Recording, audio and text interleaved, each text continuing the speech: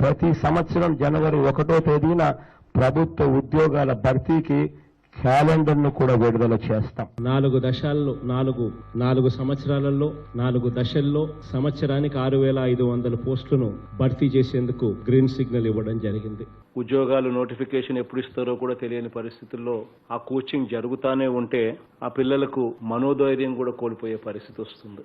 ఆ పరిస్థితులన్నీ కూడా మార్చి ఈరోజు వచ్చే 9 నెలల కాలంలో జూలై నెల నుంచి మార్చ్ 2022 వరకు ఏ ఉద్యోగాలు నోటిఫికేషన్ ఇవ్వబోతా ఉన్నాము, ఏ నెలలో మనందరి ప్రభుత్వము ఆ నోటిఫికేషన్ ఇవ్వబోతుంది అని చెప్పి జాబ్ క్యాలెండర్ గా ఈరోజు విడుదల చేస్తా ఉన్నాం.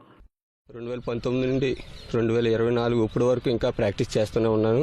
ఎగ్జామ్ రాశాను, క్వాలిఫై అయ్యాను కానిస్టేబుల్కి. ఇంటికి వెళ్ళకుండా నేను ఇంకా కానిస్టేబుల్ కోసం అలా వేచి ఉన్నాను. కానిస్టేబుల్ డేట్లు ఇస్తున్నారు, అది కేసులు వేయడం వల్ల హీరింగ్ జరుగుతుంది. ఇంట్లో ఆర్థిక పరిస్థితి అంతంత మాత్రం ఉన్నప్పటికీ ఇంకా మేము కాకినాడలో ఉండి ఈ యొక్క గ్రౌండ్ చూసుకుంటూ రూమ్ రెంట్లు కట్టుకుంటూ ఎంతో మానసికంగా లోబడుతున్నాము. ఈ యొక్క డేట్లు త్వరగా ఇవ్వాలని కోరుచున్నాము.